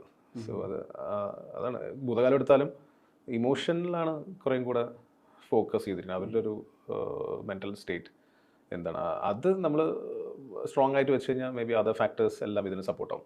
സെയിം വിത്ത് ബ്രഹ്മയുഗത്തിൻ്റെ തേവൻ്റെ നമ്മുടെ ഇമോഷണൽ ആ പെർസ്പെക്റ്റീവ് കൂടിയാണ് ട്രാവൽ ചെയ്യുന്നത്. അപ്പോൾ ആ സിനിമയിൽ തന്നെ ഏറ്റവും ഇമോഷണൽ പോയിന്റ് വന്നിട്ട് ആ അമ്മയെക്കുറിച്ച് പറയുന്നത് മറ്റേ പുള്ളിക്ക് അറിയാവുന്നല്ലോ അമ്മയെക്കുറിച്ച് അല്ലെ, ഈ മറ്റേ ഒരു റൂം ഉണ്ടല്ലോ ഭരണിയൊക്കെ മറച്ചു വെച്ചിട്ട് അവർ രണ്ടുപേരും കൂടി നിന്ന്, അതാണ് ആകെ ഒരു emotional point. So that's because നമുക്ക് അത്രേ ഉള്ളൂ, അത്രേ പറയാനുള്ളൂ, വേറെ ഒന്നും പറയാനില്ല. സോ അതിലേക്ക് ഹുക്ക് ചെയ്യുക, എന്നാൽ then only audience will be ഇവൻ രക്ഷപ്പെടണം, ഇവൻ ഇതാകണം എന്നുള്ള ഒരു ഇന്റൻഷൻ. പുള്ളിയോട് നമുക്കൊരു എമ്പതി തോന്നുന്നതാണ്. അതെ അതെ. അപ്പൊ എനിക്കൊന്ന് വിനു എന്ന് പറയുന്ന ക്യാരക്ടറിനെ നമുക്ക് ആദ്യം നോക്കുമ്പോൾ വിനുവിനൊരു പിടുത്തം കിട്ടുന്നില്ലല്ലോ എന്ന് തോന്നുന്നുണ്ട്. പക്ഷെ നമുക്ക് ഈ പറയുന്ന അമ്മയുടെ കാര്യത്തിൽ ഒരു കൺഫ്യൂഷൻ, പിന്നെ എനിക്കൊന്ന് ഇവരെ കണക്ട് ചെയ്തല്ലേ, അത് സ്റ്റെപ്പ് ബൈ സ്റ്റെപ്പായി ഇവരെ കണക്ട് ചെയ്ത് നമ്മുടെ ഒരു എമ്പതി അങ്ങോട്ട് കൊടുക്കുക. ഡെഫിനറ്റ്ലി അതൊരു എത്രമാത്രം പേഴ്സണൽ ആക്കാൻ പറ്റുമോ ആ സിറ്റുവേഷൻ, അപ്ലൈ ഒരു ഫിലിം കുറച്ചും കൂടെ വൈഡർ ഇതിലേക്ക് ഒരു യൂണിവേഴ്സൽ ആവാൻ പറ്റുള്ളൂ എന്ന് എനിക്ക് തോന്നി. അപ്പോൾ ഞാൻ മുമ്പും പറഞ്ഞിട്ട് എനിക്ക് ഭൂതകാലത്തിന് വലിയൊരു ഇൻസ്പിറേഷൻ മമ്മൂക്കയുടെ തനിയാവർത്തനം എന്ന് പറഞ്ഞ സിനിമയായിരുന്നു. അതിലുള്ള ഒരു സോഷ്യൽ സ്റ്റിഗ്മ, അതെങ്ങനെ ആ ക്യാരക്ടർ ഫേസ് ചെയ്യുന്നു എന്നുള്ള, അതേമാതിരിയാണ് ഈ വിനുവും ആശ എന്ന് പറഞ്ഞ കഥാപാത്രം അവർ ഫേസ് ചെയ്യുന്ന ഒരു സോഷ്യൽ സ്റ്റിഗ്മ ഉണ്ടല്ലോ, ഒരു അറ്റ് എ പോയിന്റ് ആരും വിശ്വസിക്കുന്നില്ല. അതാണ് അതിൻ്റെ ഒരു അവരുടെ റെസൊല്യൂഷനാണ് അത് ക്രക്സ് ഓഫ് ദ സ്റ്റോറി. ഇപ്പം ലണ്ടനിലെ ഫിലിം സ്കൂളിൽ പഠിച്ചിട്ടുള്ള ഒരാൾ ഇപ്പം വെസ്റ്റേൺ ഫിലിംസ് കാണുന്നു. ഇപ്പം ഞാൻ തന്നെ സത്യജിത് റായിയെയും തർക്കോസ്കിയൊക്കെ ഭയങ്കരമായിട്ട് ഇഷ്ടപ്പെടുന്ന, അല്ലെങ്കിൽ അവരുടെ ഒരു യൂണീക് സ്റ്റോറി ടെല്ലിങ്ങിനോട് താല്പര്യമുള്ളവരാണ്. അങ്ങനെ എത്രയോ പേരുടെ നെയിം ഡ്രോപ്പ് ചെയ്യുന്ന രാഹുൽ പല ഇന്റർവ്യൂലായിട്ട് പറയുന്നുണ്ട്. അപ്പം മലയാളത്തിലേക്ക് വരുന്ന സമയത്ത് ഇവിടെ ഒരു സ്റ്റോറി പ്ലേസ് ചെയ്യുന്ന സമയത്ത് റൂട്ട് ഒരു ഫാക്ടറാണ്. പാലക്കാടുള്ള ആളാണ് രാഹുൽ. ഇപ്പം ഇതിൽ നമ്മൾ പറയുകയാണെങ്കിലും മന എന്ന് പറയുന്നത് നമ്മുടെ സിനിമ പ്ലേസ് ചെയ്ത രീതിയിൽ പോലും അല്ല. മന എന്ന് പറയുന്നത് നമ്മൾ ഒരു ഈവിളിനെ പ്ലേസ് ചെയ്യുന്ന രീതിയിലാണ് മന അതിന്റെ സ്ട്രക്ചർ. പിന്നെ കാഴ്ചയിലും ആ മന എന്ന് പറയുന്നത് അതിന്റെ ഒരു പൗരാണികത, വന്യത, അതിന് എനിക്ക് മനയുടെ സ്പേസിൽ തന്നെയാണ് കംപ്ലീറ്റ് അതിന്റെ പ്രകൃതി ഉള്ളത്. ഈ പറയുന്ന അതിന്റെ വെള്ളം, മഴയ്ക്ക് ശേഷമുള്ള വെള്ളം കാണിച്ചത് അതൊരു കാലവർഷത്തിന്റെ തുടർച്ചയിൽ കാണിക്കുന്ന പോലെയാണ്. പിന്നെ അതിന്റെ ഒരു ടോട്ടൽ ഡിസൈനിലാണ്, വിഷ്വൽ ഡിസൈനിലാണെങ്കിൽ അതിന്റെ ചുറ്റുപാടൊക്കെ കാണിച്ച് അതിനുള്ള ട്രാൻസ്ഫോർമേഷൻ കാണിക്കുന്നതൊക്കെ ആ രീതിയിലാണ് സംഗതി ചെയ്യുന്നത്. അപ്പോൾ ഈ കേരളത്തിന്റെ റൂട്ടിൽ ഓരോ സംഗതികൾ പ്ലേസ് ചെയ്യുന്ന സമയത്ത് എന്താണ് അതിന്റെ ഒരു ബേസിക് റിസർച്ച്? ഞാൻ മനസ്സിലാക്കുന്ന ഒരു 1.5 വർഷമെങ്കിലും പ്രീ നടത്തിയിട്ടുള്ള പടമാണ്. 1.5 വർഷം പ്രീ പ്രൊഡക്ഷൻ ഒരുപാട് ടൈം എടുത്തു. കാരണം എനിക്ക് റൈറ്റിംഗിൽ കുറേ കൂടെ സമയം എടുക്കാൻ എനിക്ക് ഭയങ്കര ഇഷ്ടമാണ്. കാരണം ആ ഒരു സ്റ്റേജ് കഴിഞ്ഞാൽ പിന്നെ നമുക്ക് തിരിഞ്ഞ് എനിക്ക് നോക്കണ്ട, അത് സ്ക്രിപ്റ്റ് ലോക്കായി കഴിഞ്ഞാൽ there is no turning back. പിന്നെ ആദ്യം സ്ട്രക്ചർ ഉണ്ടാക്കിയിട്ടാണോ എഴുത്തിലേക്ക് പോവാ? ഞാൻ ഫസ്റ്റ് ഒരു സ്ട്രക്ചർ ഉണ്ടാക്കും. സ്ട്രക്ചർ ഉണ്ടാക്കിയിട്ടാണ് ഏറ്റവും ഫൈനൽ സ്റ്റേജിലാണ് ഞാൻ എൻ്റെ ഡയലോഗ്സിലേക്ക് പോകുന്നത്. So it's like cherry on top of a dessert. അങ്ങനെയാണ് ഡയലോഗ്സിന്റെ ഒരു വേർഷനിലേക്ക് എത്തുമ്പോഴേക്കും ആവശ്യം വരുന്നുള്ളൂ അല്ലേ. അപ്പോഴാണ് അതിനെ ആ ഒരു സീനിനെ ഒന്ന് ലിഫ്റ്റ് ചെയ്യാനാണ് ഡയലോഗ്സ്. അപ്പോൾ ഈ റിസർച്ച് ബേസ്ഡ് റിസർച്ച് മാക്സിമം നമുക്കൊരു ഫിലിമിന് ചെയ്യാൻ പറ്റും, അത് ബെനിഫിറ്റ് ചെയ്യും. ഇപ്പോൾ ഭൂതകാലത്തിനാണെങ്കിലും I did research on mental health, psychology, ഇങ്ങനെ സ്റ്റഡി പറ്റുന്നതല്ല, നമ്മൾ എല്ലാവരും പോയി കാണുന്നതല്ല, പറ്റുന്നത് മെറ്റീരിയൽസ് റീഡ് ചെയ്യാൻ പറ്റും, ചെയ്യുക, അതിലേക്ക് അപ്ലൈ ചെയ്യുക എന്നുള്ളത്. അപ്പോൾ ഇതിലും എനിക്ക് ആ കാലഘട്ടം എന്തായിരുന്നു, 17ാം നൂറ്റാണ്ട്, 17ാം നൂറ്റാണ്ട്, അവരെന്ത് ഡ്രസ്സാണ് ഇട്ടത്, എന്ത് ലാംഗ്വേജാണ് സംസാരിക്കുക, എന്ത് ഭക്ഷണമാണ് കഴിക്കുക, എന്തൊക്കെ പച്ചക്കറികളാണ് ഉണ്ടായിരുന്നത്, ഇങ്ങനെയൊക്കെ. ആരോ അത് ഡിസ്കസ് ചെയ്യുമ്പോൾ കപ്പയല്ല, അത് കാച്ചിലായിരിക്കും, ചേമ്പായിരിക്കും. കാരണം അന്ന് കപ്പ വന്നിട്ടില്ല വരെ ആ ഡിസ്കഷൻ വരെ. അത് പിന്നെ ഞങ്ങളെ ആർട്ട് ജ്യോതിഷറിനാണ് പ്രൊഡക്ഷൻ ഡിസൈൻ. അപ്പൊ ഈ കാണാത്തൊരു വെജിറ്റബിൾ ഒക്കെ ഉണ്ടാക്കി അത് പൊളിച്ച് ഒരു കുമ്പളങ്ങയല്ല ഒരു സാധനം എടുത്ത്, അല്ല ഞാൻ ഇതെന്ത് കായാണെന്ന് ഈ പാത്രത്തിന് പുറത്ത് വലുപ്പം എന്ന് പറയുന്നത്. അപ്പൊ അങ്ങനെയൊക്കെ ആ ഒരു റിസർച്ച് ഭയങ്കരമായിട്ട് ഹെൽപ്പ് ചെയ്യും. പിന്നെ അത് ഒരു പോയിന്റ് എത്തുമ്പോഴാണ് പിന്നെ നമ്മൾ എനിക്കൊരു റൈറ്ററുടെ ഹെൽപ്പ് വേണം തോന്നി. അപ്പോൾ ഞാൻ ഇംഗ്ലീഷിലാണ് ബേസിക്കലി കഥ പൊതുവെ എഴുതുന്നത്. ഇംഗ്ലീഷിലൊരു ഫോമാറ്റ് ആയി കഴിഞ്ഞാൽ എൻ്റെ ഒരു 2-3 ഡ്രാഫ്റ്റ് ആയി കഴിഞ്ഞാൽ പിന്നെ അത് മംഗ്ലീഷിലേക്ക് ട്രാൻസ്ലേറ്റ് ചെയ്യും, പിന്നെ അത് ഡെവലപ്പ് ചെയ്യാൻ നോക്കും. എല്ലാം അങ്ങനെ തന്നെ ചെയ്തത്. അപ്പോൾ അത് കഴിഞ്ഞ് അപ്പോൾ ഇതിലെനിക്ക് ഒരു സാറേമാരി ടി രാമകൃഷ്ണൻ സാറേമാരി എനിക്ക്, അപ്പോൾ സാറെ അപ്രോച്ച് ചെയ്തു. പിന്നെ ഞാൻ സാറും കൂടി ഇരുന്ന് പിന്നെ അതിന് ഒരു 3 months ഇരുന്ന് അതിൻ്റെ ഡയലോഗ്സ് മൊത്തം റിഫൈൻ ചെയ്തതാണ് ഈ ഡ്രാഫ്റ്റിലേക്ക് എത്തിയത്. So research is very important. അത് ഏത് രീതിയിലുള്ള കഥ പറയുന്നു എന്നുള്ളതാണ് അതിൽ. കോമഡി ഫിലിമോ റൊമാൻറ്റിക് ഫിലിമോ എനിക്കറിയില്ല, അത്ര മാത്രം വേണമല്ലോ. ബട്ട് ഈ ഇങ്ങനത്തെ സിനിമയിൽ ഈ സ്പേസിൽ വീഴുന്ന സിനിമയ്ക്ക് ഇത് റിസർച്ച് ചെയ്താൽ നല്ല. ഇപ്പം ഭൂതകാലാണെങ്കിലും ഇതാണെങ്കിലും പലപ്പോഴും നമ്മളൊരു ജോണറിൽ സ്റ്റാർട്ട് ചെയ്തിട്ട് അത് അതിൽ ഒരുപാട് മിക്സ് കയറി വന്നിട്ട് ഒരു ജോണർ മിക്സ് പോലെ ആവാറുണ്ട്. ഇപ്പം ഇതിൽ നോക്കുവാണെങ്കിൽ അതിൽ ഒട്ടും കോംപ്രമൈസ് ചെയ്യാതെ അതിലേക്ക് ആഡ് ഓൺ ആയിട്ടാണ് ബാക്കി സിനാരിയോ വരുന്നത്. പിന്നെ അതേസമയം തന്നെ ഇപ്പം അടുക്കള, അവിടുത്തെ ഒരു വൃത്തിഹീനമായ സാഹചര്യം, അതിനോടൊരു അറപ്പും ഭീതിയും. എനിക്കൊന്ന് ഭയം എന്ന് പറയുന്നത് ഈ പറയുന്ന ഏതെങ്കിലും ഒരു ഈവിൾ ക്യാരക്ടറിനെ പ്ലേസ് ചെയ്തിട്ട് മാത്രമല്ല, അല്ലെങ്കിൽ ഇരുട്ടിട്ട മുറിയിൽ പെട്ടെന്ന് ഒരു ജംപ് സ്കെയർ വരുന്ന സിനാരിയോ അല്ല, മറ്റൊരുപാട് പ്രോപ്പർട്ടീസിലും അല്ലെങ്കിൽ ഒരുപാട് ഫാക്ടേഴ്സിലൂടെ കൊണ്ടുവരിക എന്നുള്ളത് പ്ലേസ് ചെയ്യുന്നുണ്ട്. ഇപ്പം ഞാൻ പറഞ്ഞ ഈ പറയുന്ന കരിങ്കോഴിയെ ടു ഈ പറയുന്നത് എങ്ങനെയാണ് അടുക്കളയിലേക്ക് വരുന്നത് മുതൽ അതിന്റെ പ്രിപ്പറേഷൻ എല്ലാം ഒരു തരത്തിൽ ഈ പറയുന്ന ഒരു അറപ്പോ ഭയം അല്ലെങ്കിൽ ഈ മദ്യം മാറ്റിയെടുക്കുന്ന സീനാണെങ്കിൽ പോലും നമ്മളിത് ബ്ലാക്ക് ആൻഡ് വൈറ്റിലാണ് കാണുന്നത്, ഇത് എന്താണ് എടുക്കുന്നത് പിന്നെ മനസ്സിലാവും. അതിലൊക്കെ ഈ പറയുന്ന ഒരു തരം ഭയത്തിന്റെ അടര് വെക്കുക എന്നുള്ളത്, അത് അകത്തേക്ക് പോകുമ്പോൾ എനിക്കൊന്ന് ആ നെല്ലൊക്കെ മാറ്റി ഇതിന് താഴെ ഉണ്ടെന്നൊക്കെ പറയുമ്പോൾ എനിക്കൊന്നൊരു ടെൻഷൻ ബിൽഡ് ചെയ്യാൻ ഈ അടുക്കളടക്കുള്ളൊരു തീമിനെ പ്ലേസ് ചെയ്യുക, അതിനെ മാക്സിമം എക്സ്പ്ലോർ ചെയ്യുക എന്നുള്ളൊരു പ്ലാനും അത് ഈ ഇനീഷ്യൽ സ്ട്രക്ചറിന്റെ തുടർച്ചയാവുന്നതാണ്. തീർച്ചയായും അത് അത്രയും എലമെന്റ്സ് ഉണ്ടെങ്കിൽ ആ ക്യാരക്ടർ അവിടെ പ്ലേ ചെയ്യാനുള്ള ഒരു സ്പേസ് ഉണ്ടാവുള്ളൂ. അപ്പോൾ ഈ കിച്ചൺ ആണെങ്കിൽ പോലും അതിൽ ഭയങ്കര നാസ്റ്റി ആയിട്ടുള്ള സ്റ്റീമിംഗ് ആയിട്ടുള്ള ഒരു അറ്റ്മോസ്ഫിയർ ആണ് സെറ്റ് ചെയ്തിരിക്കുന്നത്. അതൊരു വൃത്തി ഇല്ലാത്തൊരു സ്ഥലം. അതിൻ്റെ ഉള്ളിൽ തന്നെ വേലക്കാരെ തുപ്പുന്നുണ്ട്, പാചകം ചെയ്യുന്നുണ്ട്, പൊട്ടിച്ചിടുന്നതടക്കം തന്നെ നമ്മൾ കാണാൻ അത്രയും ഒരു വൃത്തിയില്ലാണ്ട് ചെയ്യുന്നത്. സോ ആ സെറ്റിംഗ് ക്രിയേറ്റ് ചെയ്താൽ ആർട്ടിസ്റ്റിന് അവിടെ പ്ലേ ചെയ്യാൻ ഒരു ഒരു ഒരു പോസിബിലിറ്റി ഭയങ്കരമായിട്ടുണ്ടാവുള്ളൂ. സ്ക്രിപ്റ്റിംഗ് സ്റ്റേജിൽ തന്നെ അത്തരം ഡീറ്റെയിൽസ് ഞാൻ ചെയ്തിട്ടുണ്ടായിരുന്നു. പിന്നെ മഴ ഒരു സ്റ്റേജിൽ എത്തുമ്പോൾ മഴ ഇറ്റ്സ് കംപ്ലീറ്റ്ലി കൊളാപ്സിങ്. അതൊരു ത്രൂ ഔട്ട് അത് വന്ന് അതൊരു ക്യാരക്ടറായിട്ട് വരുന്നത്. അതിൻ്റെ ഒരു ലൈക്ക് ആസ് ക്യാരക്ടർ അവരുടെ മൈൻഡ് സെറ്റ് കൊളാപ്സ് ആവുന്ന മാതിരി തന്നെ ആ ഒരു മാൻഷനും കൊളാപ്സ് ആയി വരുന്നു. അപ്പോൾ ലീക്സും സാധനങ്ങളും എല്ലാം. സോ ഇതെല്ലാം പ്രീ പ്രൊഡക്ഷൻ സ്റ്റേജിൽ നമ്മൾ പ്ലാൻ ചെയ്തു. പക്ഷേ അത് എക്സിക്യൂട്ട് ചെയ്യാൻ നല്ല ടെക്നീഷ്യൻസും വേണം, ഭയങ്കര നല്ല ആർട്ടിസ്റ്റ്. സോ അത് ജോയിച്ചേട്ടൻ്റെ ഹെൽപ്പോടെയാണ് അങ്ങനെയൊക്കെ അച്ചീവ് ചെയ്തത്. എങ്ങനെ മമ്മൂക്ക കൊടുമൺ പോറ്റിയെ ഉൾക്കൊള്ളുന്നോ അതേപടി തന്നെ ഈ പറഞ്ഞ ഈച്ച് ആൻഡ് എവരി ക്രൂ മെമ്പേഴ്സിന് ഇത് പിടികിട്ടണല്ലോ. അതിലേക്ക് അതെങ്ങനെയാണ് സെറ്റ് ചെയ്തെടുത്തത്? അതിനാണ് ഈ പ്രീ പ്രൊഡക്ഷൻ സ്റ്റേജ് അത്രമാത്രം. ഇപ്പോൾ DOPയുടെ അടുത്ത് ഞാൻ ഈ ഐഡിയ പിച്ച് ചെയ്യുന്നത് ഭൂതകാലത്തിൻ്റെ ഷൂട്ട് സമയത്താണ്. അപ്പോൾ തന്നെ എനിക്ക് ഭയങ്കര കംഫർട്ടബിൾ ആയി. എനിക്ക് ഉദ്ദേശിച്ച സാധനമാണ് പുള്ളി ഷൂട്ട് ചെയ്ത് തരുന്നത്. അപ്പോൾ തന്നെ ഞാൻ പറഞ്ഞു, ജനാദ് ഭായി അടുത്തൊരു സാധനം എനിക്ക് ബ്ലാക്ക് ആൻഡ് വൈറ്റ് ഉണ്ട്, ഇതാണ് കോൺസെപ്റ്റ് എന്ന് പറഞ്ഞപ്പോൾ പുള്ളി പറഞ്ഞത് എൻ്റെയും ഡ്രീമാണ് ബ്ലാക്ക് ആൻഡ് വൈറ്റ് ചെയ്യാം. അപ്പോൾ തന്നെ ഞങ്ങളുടെ രണ്ടുപേരും എക്സൈറ്റ്മെൻറ്റ് ലെവൽ മാച്ചായി. അങ്ങനെ അതെല്ലാം സ്റ്റേജ്ഡ് ആണ്, അതെല്ലാം പ്ലാൻ ചെയ്ത്. ഇപ്പോൾ ജോയിച്ചേട്ടൻ ഒരു മിനിയേച്ചർ ഉണ്ടാക്കി തന്നു. ആ മിനിയേച്ചർ ഉണ്ടാക്കി ഞങ്ങളെല്ലാം ക്യാമറ പ്ലേസ് ചെയ്ത് ആംഗിൾസ് എല്ലാം പ്ലേസ് ചെയ്തപ്പോൾ DOPയുടെ ഒരു എഫേർട്ട് ഭയങ്കര. അത് നിങ്ങൾക്ക് ഓരോ ഷോട്ട്സ് കാണുമ്പോൾ തന്നെ അതിൻ്റെ ഒരു ഡിഫറൻസ് മനസ്സിലാവണം. അത്രമാത്രം നമ്മളത് പ്ലാൻ ചെയ്തിട്ടാണ്. കാരണം ഞങ്ങളുടെ മൈൻഡ് സെറ്റിൽ ഇത്രയേ ഉള്ളൂ, നമുക്ക് അവിടെ രാവിലെ വന്ന ഈവനിങ് പോകുന്നതിൻ്റെ ഉള്ളിൽ വി ഹാവ് ടു ഫിനിഷ് ഈ സീൻ, ഈ ഷോട്ട് ഈ ടൈമിൻ്റെ ഉള്ളിൽ. സോ ഒരു മിനിറ്റ് പോലും അവിടെ വേസ്റ്റ് ചെയ്യാനില്ല. Because we are respecting Mammukka as an artist. നമ്മുടെ എല്ലാവരും ഡ്രീമാണ് അത് പുള്ളിയുടെ ഒരു ടൈം കിട്ടുക എന്നുള്ളത്. സോ അത് എത്ര മാത്രം യൂട്ടിലൈസ് ചെയ്യണമെങ്കിൽ ഇത്രമാത്രം പ്രീ പ്ലാൻ ചെയ്യണം. അപ്പോൾ അതിനൊക്കെ വലിയ ഹെൽപ്ഫുൾ ആയിരുന്നു. പക്ഷേ DOPയും ജോയിച്ചേട്ടനും ഒക്കെ അത്രമാത്രം എഫേർട്ട് ഇട്ടിട്ടുണ്ട്. ഏറെക്കൊരു ഓർഡറിലാണോ ഷൂട്ട് ചെയ്ത് പോകുന്നത്? അല്ല, അതൊരിക്കലും ഷൂട്ട് ചെയ്യാൻ പറ്റില്ല. അത് എല്ലാവർക്കും ആഗ്രഹം ഉണ്ടാകും അത് ആ ഒരു ഓർഡർ വൈസ് ഷൂട്ട് ചെയ്യാൻ. പക്ഷേ നോൺ ലീനിയർ ഓർഡറിലാണ് സീൻ 5-6 എടുത്തു കഴിഞ്ഞാൽ പിന്നെ ലാസ്റ്റ് ഞങ്ങൾ ആദ്യം ക്ലൈമാക്സ് ആണ് ആദ്യം ഷൂട്ട് ചെയ്തത്, പിന്നീടാണ് ബാക്കിയുള്ള സീക്വൻസ് ഒക്കെ ഷൂട്ട് ചെയ്തത്. അതെ. മമ്മൂക്കയുടെ ഫസ്റ്റ് ഡേ ഷൂട്ട് ചെയ്തെന്താ? മമ്മൂക്കയുടെ ഫസ്റ്റ് ഡേ ഷൂട്ട് ചെയ്ത ഫസ്റ്റ് ഡിന്നർ സീക്വൻസ് അതൊക്കെ തന്നത് ഞാനല്ലേ എന്ന് പറഞ്ഞ ആ സീനാണ്. കൊച്ചിയിലായിരുന്നു സീക്വൻസ്. അതാണ് ഫസ്റ്റ് ഷൂട്ട് ചെയ്തത്. പിന്നെ സെക്കൻഡ് തേർഡ് ഡേ ആകുമ്പോഴേക്കും മറ്റേ മീറ്റ് കഴിക്കുന്ന സീനും ഒക്കെ ഷൂട്ട് ചെയ്തത്. അതൊക്കെ സിദ്ധാർത്ഥ് ഭരതൻ എന്നുള്ളത് നേരത്തെ കാസ്റ്റ് ചെയ്തിട്ടോ പെർഫോം ചെയ്തിട്ടോ ഇല്ലല്ലോ. എങ്ങനെയാണ് രാഹുലിന് ഒരു കോൺഫിഡൻസ് വരുന്നത് ഈ ക്യാരക്ടർ? കാരണം അത് വളരെ പ്രധാനപ്പെട്ട ക്യാരക്ടർ. നമുക്ക് ഇപ്പം നേരത്തെ രേവതി മാമിനെ വെച്ചിട്ട് ചെയ്തിട്ടുണ്ട്, അല്ല മീൻസ് സിനിമകൾ കണ്ടിട്ടുണ്ട്, ഇപ്പുറത്തെ ഷെയ്ൻ്റെ കുറേ ക്യാരക്ടർ വന്നിട്ടുണ്ട്. പക്ഷേ സിദ്ധാർത്ഥ് അങ്ങനെ ഒരു ക്യാരക്ടർ, അങ്ങനെ ഇത്രയും ഇതുള്ള ട്രാൻസ്ഫോർമേഷൻ അല്ലെങ്കിൽ ഇത്രയും ലെയേഴ്സിലെ ക്യാരക്ടർ ചെയ്തിട്ടില്ലല്ലോ. ഈ ഭൂതകാലത്ത് തുടങ്ങുകയാണെങ്കിൽ എനിക്ക് ഈ പറഞ്ഞ മാതിരി രേവതി ചേച്ചിയും കിട്ടിയ നന്നായിരുന്നു, ഷെയ്നും ആ ക്യാരക്ടർ ചെയ്താൽ നന്നായിരുന്നു പറഞ്ഞു. അത് കറക്റ്റായിട്ട് അവർ രണ്ടുപേരും എനിക്ക് കിട്ടി, അത് പെർഫോം ചെയ്ത് ചെയ്യിപ്പിച്ചെടുക്കാൻ പറ്റി. ഇതിൽ കൊടുമൺ പോറ്റി എന്തായാലും മമ്മൂക്ക വേണം എന്നുള്ള വാശി തന്നെയായിരുന്നു, അത് കിട്ടി. അർജുനും കിട്ടി. സിദ്ധാർത്ഥിലേക്ക് വരുമ്പോൾ എനിക്ക് ഒരു പോയിന്റ് എത്തുമ്പോൾ സ്ക്രീൻ പ്ലേ കഴിഞ്ഞു, നമ്മുടെ സ്ക്രീൻ പ്ലേയുടെ അതിൻ്റെ ഡ്രാഫ്റ്റ് ഒക്കെ കഴിഞ്ഞ് പിന്നെ പ്രീ പ്രൊഡക്ഷൻ്റെ പ്ലാനിങ് ഒക്കെ ആകുമ്പോഴും കാസ്റ്റിംഗ് നടക്കുക.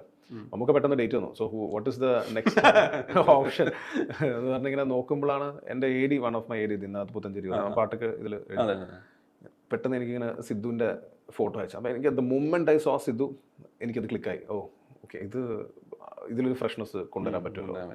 അങ്ങനെ സിധുവിനെ വിളിച്ചു. അപ്പോൾ സിധു നല്ല താടിയൊക്കെ ഉണ്ടായിരുന്നു. അപ്പോൾ അങ്ങനെ എനിക്ക് അപ്പം തന്നെ കണക്റ്റായി. ആ ബോഡി ലാംഗ്വേജും പുള്ളി ഇരുന്നു നടന്നു വന്നു. സ്ക്രിപ്റ്റ് വായിക്കുമ്പോഴൊക്കെ ഞാൻ നോട്ടീസ് ചെയ്യുന്നുണ്ട് ഇത് സാധനം. അപ്പോഴാണ് ഈ വിരലും യുണീക്ക് ഫീച്ചേഴ്സാണ് ഫിംഗർ നെയിൽസും ഒക്കെ. അതുകൊണ്ടാണ് ക്ലോസ് ഷോട്ട് ഫിംഗറിൻ്റെ ഇതിങ്ങനെ ചെയ്യുന്നതൊക്കെ എടുത്തത്. അപ്പോൾ തന്നെ നോട്ടീസ് ചെയ്തു. അപ്പോൾ നമുക്ക് ഒരു ക്യാരക്ടർ ഒരാളിലേക്ക്, ഒരു ആർട്ടിസ്റ്റിൻ്റെ ഉള്ളിലേക്ക് നമുക്ക് കാണാൻ പറ്റും എന്നൊരു സ്റ്റേജ് എത്തിക്കഴിഞ്ഞാൽ you like very confident. Okay, നമുക്ക് എന്തും ചെയ്യാം, ഏത് രീതിയിൽ വേണമെങ്കിൽ എക്സ്പ്ലോർ ചെയ്യാം. പിന്നെ അത് ചെയ്ത് വരുമ്പോൾ റിഹേഴ്സ് ചെയ്യുമ്പോൾ ഒരു മീറ്റർ നമുക്ക് മനസ്സിലാവുമല്ലോ. അവർ ചെയ്യുന്നത് ഹൈ ആണോ ഒരുപാട് ലോ ആയി പോകുമോ, ഒരു മീറ്റർ മനസ്സിലാക്കി കഴിഞ്ഞാൽ അത് അവരടുത്ത് കൺവേ ചെയ്ത് കഴിഞ്ഞാൽ അത്ര വേണ്ട, കുറച്ച് കമ്മിയാക്കിയിട്ട് അല്ലെങ്കിൽ ചെയ്ത് കഴിഞ്ഞാൽ ആ ഒരു കൺട്രോള് നമുക്ക് പറഞ്ഞു കൊടുത്തു കഴിഞ്ഞാൽ അത് നമുക്ക് അവരുടെ ഉള്ളിൽ നിന്ന് അത് കിട്ടും, ഫ്ലഷ് ഔട്ട് ചെയ്ത് എടുക്കാൻ പറ്റുന്നതാണ് തോന്നിയത്. അതെനിക്ക് ഭയങ്കരമായിട്ട് സിദ്ധു നിന്നും കിട്ടി, അർജുൻ്റെ നിന്നും കിട്ടി. മമ്മൂക്ക പിന്നെ ഞാൻ പറയാന്ന് വെച്ച് കഴിഞ്ഞാൽ 3 പേരുടെ ഒരു പ്ലേ ആണല്ലോ ഇത് ശരിക്കും. അതിലിപ്പം മമ്മൂക്ക പ്രൈമറിലി കൺവിൻസിങ് ആവുന്നു രാഹുൽ. ഇതേപടി അതായത് അത്ര തന്നെ അളവിൽ ഈ പറഞ്ഞ ആളുകൾ കൺവിൻസ്ഡ് ആവണല്ലോ. കാരണം നമ്മളുടെ തേവൻ അത്ര തന്നെ ഇമ്പോർട്ടൻസ് ഉണ്ട്. തേവന്റെ പോയിന്റ് ഓഫ് വ്യൂവിലാണ് നമ്മൾ എത്രയോ സമയം ഈ ക്യാരക്ടർ കാണുന്നതും ഭയം ടെൻഷനൊക്കെ ഇപ്പുറത്താണ്. പിന്നെ ഇവിടെ ഒരു മിസ്റ്ററി പോലെയാണ് പിന്നെ സിദ്ധാർത്ഥന്റെ ക്യാരക്ടർ നിൽക്കുന്നത്. അത് നമുക്ക് പിടികിട്ടേണ്ടതുണ്ട്. കാരണം സിദ്ധാർത്ഥന്റെ ഏതെങ്കിലും അളവോ ഇതോ തെറ്റിപ്പോയി കഴിഞ്ഞാൽ അതെല്ലാം നമ്മൾ റീഡ് ചെയ്യും, നമ്മൾ ഡീകോഡ് ചെയ്യാണല്ലോ ക്യാരക്ടർ. ഇതിങ്ങനെ ആയിരിക്കാം. അതായത് എനിക്ക് തോന്നുന്നു ഒരുപാട് സ്ഥലത്ത് പുള്ളി ഈ പറയുന്ന വിരൽ കൊണ്ടാണെങ്കിലും ഒരുപാട് റിയാക്ഷൻസ് കൊടുക്കുന്നിടത്തും റിഫ്ലെക്സിലൊക്കെ ഈ പറഞ്ഞ ക്യാരക്ടറിനാണല്ലോ നമ്മൾ ഡീൽ ചെയ്യുക. ഡയലോഗ്സ് താരതമ്യേന സിനിമയിൽ തന്നെ കുറവാണല്ലോ. അപ്പൊ അത് കൺവിൻസ് വളരെ പെട്ടെന്ന് തന്നെ ഇവരുടെ ഈ സ്റ്റേജിങ് 3 പേരുടെ പെർഫോമൻസ് റെഡി ആയിട്ടുണ്ടായിരുന്നോ? അതാണ് ആ മാനറിസത്തിലാണ് നമ്മൾ ആ ഡിസെപ്ഷൻ ഹൈഡ് ചെയ്യുന്നത്, ആ ഒരു ട്രിക്ക് ഹൈഡ് ചെയ്യുന്നത്. അത് സിദ്ധുവിൻ്റെ ഒരു മാനറിസം എനിക്ക് പിടികിട്ടി. അപ്പോൾ ഞാൻ അത് അത്ര പെർഫോം ചെയ്താൽ, അത്ര സട്ടിലായിട്ട് പെർഫോം ചെയ്താലേ നമുക്ക് ഈ ക്യാരക്ടറിനെ ഒരു മിസ്റ്ററി ഷെയ്ഡിൽ നിർത്താൻ പറ്റുള്ളൂ എന്ന് തോന്നി. അത് പിന്നെ സിദ്ധുവിൻ്റെ ഭയങ്കര എഫേർട്ട് ഉണ്ടായിരുന്നു. ഭയങ്കര ഒരു ചാലഞ്ചായിരുന്നു. സംസാരിക്കുമ്പോൾ ഒരുപാട് റീഡിങ് സെഷനൊക്കെ ഇരുന്നപ്പോൾ തന്നെ പുള്ളിക്കൊരു ഗ്രാഫ് ഐഡിയ മനസ്സിലായി. പിന്നെ അത് നമ്മൾ എല്ലാവരും കൂടി അത് മോൾഡ് ചെയ്ത് എടുത്ത് അങ്ങനെയാണ് അവരുടെ ഭാഗത്ത് വലിയൊരു കോൺട്രിബ്യൂഷൻ ഉണ്ട്. എൻ്റെ മാത്രം എഫേർട്ടല്ല. അത് ആസ് എൻ ആക്ടർ അർജുനും സിദ്ധാർത്ഥൊക്കെ ചെയ്തിരിക്കുന്നത് ഭയങ്കര ഒരു പോയിന്റിലേക്ക് എത്തുമ്പോൾ അർജുനൊക്കെ അവിടെ നിന്ന് പഠിച്ചുകൊണ്ടിരിക്കുന്നത് എനിക്ക് കാണാൻ പറ്റിയിട്ടുണ്ട്. ഡയലോഗ്സ്, കാരണം മമ്മൂക്ക ചിലപ്പോൾ 1, 2, 3 ടേക്ക് തരുള്ളൂ. സോ പക്ഷെ അത് അത് പെർഫെക്റ്റ് ടേക്ക് ആയിരിക്കും. പക്ഷെ അതേമാതിരി അത് തിരിച്ച് അപ്പോൾ it was very challenging for them. ടഫാണ് അവരുടെ ഷൂസിൽ നിന്ന് ആലോചിക്കുകയാണെങ്കിൽ ഭയങ്കര ടഫാണ്. അപ്പോൾ ഡയറക്ഷൻ ഈസിയാണ്. എങ്ങനെയാണ് ഇപ്പം ഒരു സിനിമ തീർന്നു കഴിഞ്ഞ സമയത്ത് മമ്മൂട്ടി എന്ന് പറയുന്ന ഒരു ആക്ടർ ഇതിൽ വന്നതുകൊണ്ടുള്ള ഒരു ഗുണം, അല്ലെങ്കിൽ അത് എങ്ങനെയാണ് അനുഭവിച്ചത്? ഡെഫിനറ്റ്ലി അത് മമ്മൂക്ക ഇല്ലെങ്കിൽ ഈ ഫിലിം ഇല്ല. സോ ഞാൻ മുമ്പ് ഒരു ഇന്റർവ്യൂവിൽ പറഞ്ഞ മാതിരി Mammookka is that source, that magnet. മമ്മൂക്കനെ ചുറ്റും ആണ് നമ്മളെല്ലാവരും ആഡ് ഓൺ ആവുന്നത്. Technicians, as a director, production house എല്ലാം ആഡ് ഓൺ ആവുന്നത് because of just one man. അപ്പോൾ അത് സക്സസ്ഫുൾ ആകുമ്പോൾ അതിൻ്റെയൊക്കെ ഒരു എക്സൈറ്റ്മെൻറ്റും സെലിബ്രേഷനൊക്കെ നമ്മൾ അത് ഡെഫിനറ്റ്ലി ഷെയർ ചെയ്യുമല്ലോ. അത് ഭയങ്കര ഹാപ്പി മൊമെന്റ് ആണ് അത്, അതിൻ്റെ ഒരു സക്സസ് ഷെയർ ചെയ്യാന്ന് പറയുന്നത്. മാത്രമല്ല എനിക്ക് തോന്നുന്നു മമ്മൂക്കയെ കുറിച്ച് പലരും പറയുമ്പോൾ കോവിഡാനന്തരം ഇപ്പോൾ ഭീഷ്മ 2 ഭ്രമയുഗത്തിലേക്ക് പറയുമ്പോൾ എല്ലാവരും പറയുന്ന ഒരു സാധനമാണ് ഈ പരീക്ഷണങ്ങൾക്ക് തുറന്ന് കൈ കൊടുക്കുന്നു. ഓപ്പൺ ആവുന്ന ഒരാൾ, ഈ തുറന്നിട്ട വാതിൽ പോലെ ഒരു എക്സ്പെരിമെന്റൽ ആയിട്ടുള്ള ഐഡിയ, അല്ലെങ്കിൽ ഇതുവരെ മലയാളത്തിൽ വരാത്തതാണ്, നമ്മൾ നേരത്തെ ട്രൈ ചെയ്യാത്തതാണ്, മമ്മൂക്ക മുമ്പ് ചെയ്യാത്തതെന്ന് പറയുമ്പോൾ അതിനോട് ഭയങ്കര ഓപ്പൺ ആവുന്ന ഒരാൾ എന്നുള്ള ഭയങ്കര പ്രധാനമായിട്ട് പറയുന്നത്. ഇത് ഈ പറയുന്ന കഥ പറഞ്ഞത് മുതൽ ഈ സിനിമ ഇന്നത്തെ ദിവസം വരെ മമ്മൂക്കയെ കണ്ടിട്ടാണ് രാഹുൽ വരുന്നത്. ഈ മൊമെന്റ് വരെ അത് ഭയങ്കര മാജിക്കലായിട്ട് വർക്കായിട്ട് തോന്നുന്നുണ്ടോ? ഉറപ്പായും അത് വേറെ ആർക്കും ആ ക്യാരക്ടർ ചെയ്യാൻ പറ്റില്ല. അത് നമുക്ക് അല്ലാണ്ട് വേറെ ആരും ഞാൻ ആലോചിച്ചിട്ട് പോലും ഇല്ല. അത് എന്താ പറയുക, മാജിക്കൽ മൂമെന്റ്. അത് കൂടുതൽ എങ്ങനെ I don't know how else to explain. Red rain ശേഷം ഏതാണ്ട് 8 വർഷത്തെ ഗ്യാപ്പ് ഉണ്ട്. ഈ സമയത്ത് രാഹുൽ ശരിക്കും എവിടെയായിരുന്നു? റെഡ് റെയിന് ശേഷം ഞാൻ കുറേ വർഷങ്ങൾ എനിക്ക് ഓപ്പർച്യൂണിറ്റീസ് കിട്ടിയില്ല. എനിക്ക് പ്രൂവ് ചെയ്യാനുള്ള വിൻഡോ സ്പേസ് ഭയങ്കര കമ്മിയായിരുന്നു. സോ കോൺസെപ്റ്റ്സ് ഉണ്ടായിരുന്നു, ഐഡിയാസ് ഉണ്ടായിരുന്നു, ബട്ട് പലവരും ട്രൈ ചെയ്യും, അത് വർക്കാവില്ല. പിന്നെ എനിക്ക് പല പേഴ്സണൽ റീസൺസും കൊണ്ടും എനിക്ക് എൻ്റെ മൈൻഡ് സെറ്റ് സിനിമയിലേക്ക് കയറാൻ പറ്റാത്തൊരു സാഹചര്യമായിരുന്നു. സോ അതുകൊണ്ട് ഞാൻ കൂടുതൽ ഫോക്കസ് എനിക്ക് അന്ന് സിനിമയിൽ കൊടുക്കാൻ പറ്റിയില്ല. എനിക്ക് 2020 ആയപ്പോഴാണ് ശരി സിനിമ വിട്ടു പോകുന്ന ഒരു ഘട്ടം ഉണ്ടായിരുന്നു. മീൻസ് സിനിമ വിട്ട് സിനിമ ഒരിക്കലും സിനിമ വിട്ടു ഞാൻ ഉദ്ദേശിച്ചത് സിനിമ കംപ്ലീറ്റ് വിട്ടല്ല, എന്നാൽ പോലും ഇത് ട്രൈ ചെയ്താൽ എനിക്ക് അവിടെ എത്താൻ പാടായിരിക്കും. സിനിമ തന്നെയാണ് സ്വപ്നം. ഡെഫിനറ്റ്ലി ഇന്നല്ലെങ്കിൽ നാളെ സിനിമയിൽ കയറുന്നതായിരുന്നു സ്വപ്നം. പക്ഷെ ടഫായിരുന്നു അല്ലേ? സിനാരിയോസ് ഭയങ്കര ടഫായിരുന്നു. So my family needed me. So എനിക്കൊരു യങ്ങർ ബ്രദർ ഉണ്ടായിരുന്നു, പുള്ളി ഇന്ന് ഇല്ല. So 2020 he passed away. പുള്ളിയല്ലേ പ്രൊഡ്യൂസ് ചെയ്ത first film. So I had to be with him. So ആ മൈൻഡ് സെറ്റിൽ ഇരുന്നപ്പോൾ you can't work on anything else. But ആ ടൈമെല്ലാം I was researching myself. Trying to do how to write better stories, how to tell better film. Space അതുകൊണ്ടാണ് കുറച്ച് സമയം എടുത്തത്. അല്ല, വേറെ രീതി പറഞ്ഞാൽ ഭൂതകാലം ബ്രദർ ട്രിബ്യൂട്ട് പോലെ ഭൂതകാലം പ്രമുഖം വെച്ചാൽ ഭയങ്കര ഇവിടുത്തെ ഒരു നിലവിൽ മറ്റാരും പ്രതീക്ഷിക്കാത്ത തരത്തിലൊരു എൻട്രി വരുന്നു. ഇപ്പൊ ഭൂതകാലം വരുന്ന സമയത്ത് എനിക്ക് തോന്നുന്നത് ഒരു പക്ഷേ ഒരു പാൻ ഇന്ത്യൻ അക്സെപ്റ്റൻസ് ഉണ്ടാവുന്നത്. കേരളത്തിന് പുറത്തുനിന്നൊക്കെ ഡിസ്കസ് ചെയ്യുന്ന ഒരു സിനിമയായിരുന്നു. രാം ഗോപാൽ വർമ്മ ട്വീറ്റ് ചെയ്യുന്നു, അങ്ങനെ ഭയങ്കര നമുക്ക് ഓരോ ദിവസവും സർപ്രൈസുകൾ വരികയായിരുന്നു ഒരു OTT റിലീസിനെ. അപ്പൊ അത് എനിക്ക് തോന്നുന്നത് റെഡ് റെയിൻ എന്നുള്ള ഒരു വേറെ തരം ടേക്ക് അവേ ആയിട്ട് നിങ്ങളുടെ 2 പടം വരികയാണ് അല്ലേ? റെഡ് റെയിൻ അതാണ് ഈ അന്നത്തെ മൈൻഡ് സെറ്റ് അല്ല. നമ്മളിപ്പോ 8 ഇയേഴ്സിൽ മേജർ മൈൻഡ് സെറ്റിൽ നമ്മൾ എല്ലാവരും മാറി, ഓരോ ദിവസം മാറ്റും. അതെ. ഇന്ന് ബ്രഹ്മയുഗം എടുത്തു കഴിഞ്ഞാൽ 2 കൊല്ലം കഴിഞ്ഞിട്ട് എനിക്ക് ബ്രഹ്മയുഗത്തിനെ കുറിച്ച് ചിന്തിക്കുമ്പോൾ എന്താണ് ഇപ്പൊ എനിക്ക് ഭൂതകാലം കാണുമ്പോൾ എനിക്കത് തോന്നാറുണ്ട്. ഈ ചില പോയിന്റ്സ് ഇതിലും ബെറ്റർ ആക്കാൻ പറ്റുന്നു, അങ്ങനെ ചെയ്യാൻ പറ്റും. നമുക്ക് definitely as a creator you also evolve അല്ലേ, you also learn lot of things. അത് അന്ന് Red Rain was a wrong, it's ഒരു ലേണിംഗ് കർവ് ആണ്, അത്രേ ഉള്ളൂ. അത് മാത്രമേ അത് അങ്ങനെ ഒരു ഫെയിലിയർ സംഭവിച്ചത് ഇന്ന് എനിക്ക് ബ്രഹ്മയുഗത്തിലേക്ക് എത്താനുള്ള ഇത് ലേൺ ചെയ്യാണല്ലോ, ലേൺ ചെയ്യാൻ അൺലേൺ ചെയ്യുന്നുണ്ട്. അതെ, സോ ഫെയിലിയർ ഇസ് മസ്റ്റ് ആർക്കും. എന്നാലേ അതിൽ ഇപ്പൊ സക്സസ്